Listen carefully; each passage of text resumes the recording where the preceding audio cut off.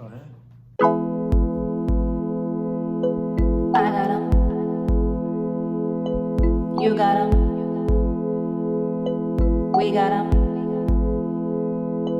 Daddy issues.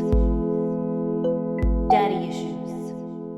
Welcome back to another episode of Daddy Issues. I'm Carolyn Busa and I'm here with... Still Daddy. On today's episode of Daddy Issues, we're talking about the Brooklyn Bridge. I'm walking here!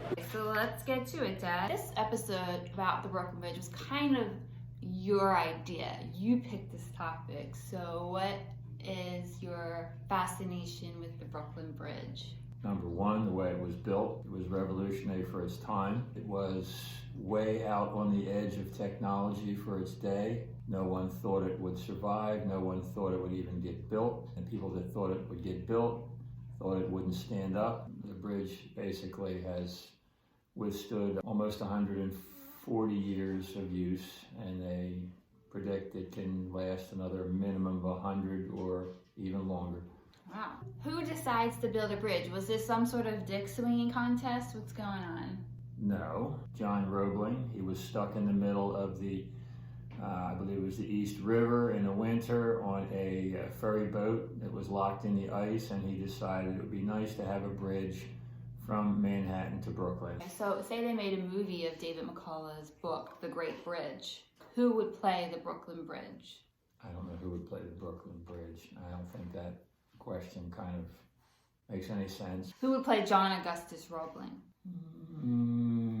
Have to be a German. Maybe, I don't know, he's not German, but maybe Patrick Stewart could do it. He'd need hair though. You just are obsessed with Patrick Stewart. In order to begin the process of building a bridge, they have to, what's the word?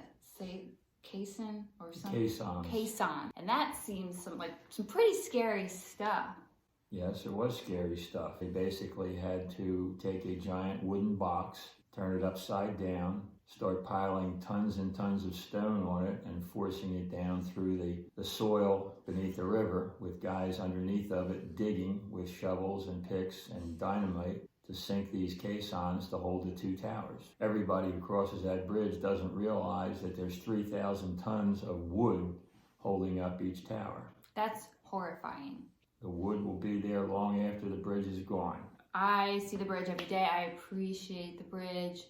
Have you yourself ever walked over the bridge, the Brooklyn Bridge? No. Oh my God. I haven't got there yet. And your daughter lives in the city. Your daughter lives in the city and you don't walk across the bridge. I definitely want to take a walk across the bridge, and I want to study it, and I want to see as much of it as I can because it was the engineering miracle of its age. There's a lot of detail in it that people who see it every day probably don't even notice. I have a theory that you love the Brooklyn Bridge so much because of its coils and steel and all that, because that's kind of your bread and butter in your career.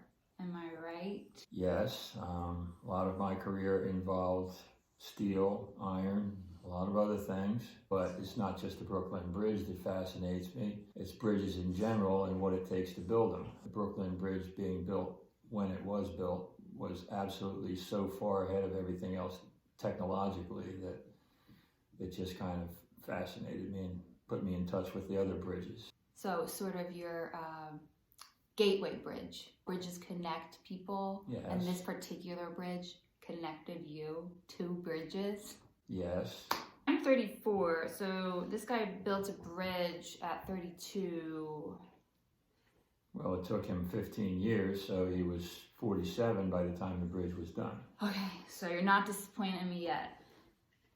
No. Great. Now's the time in the episode where we play Daddy, Do You Know? Which is where I quiz you about stuff because you're so smart and I want to stump you. Okay, I'll take the compliment. Daddy, do you know how many lanes for cars the Brooklyn Bridge carries? 3 lanes in each direction. Originally 2 lanes in each direction, but they took out the trolley tracks to put 3 traffic lanes in. AKA 6, that's correct. Daddy, do you know what was another nickname of the Brooklyn Bridge? Well, it was originally called the East River Bridge. Correct. Dad, do you have any final words about the Brooklyn Bridge you want to share? I recommend it, even though I haven't been there yet, to anybody that wants to appreciate the bridge needs to take a walk across it. Thanks for joining me for Daddy Issues. See you next time. Bye. The only reason the Manhattan Bridge gets its publicity is because it happens to be in perfect alignment with Washington Street and the Empire State Building. Yes. It's interesting from a tourist point of view, but that's the way it goes. The Brooklyn Bridge is still more impressive.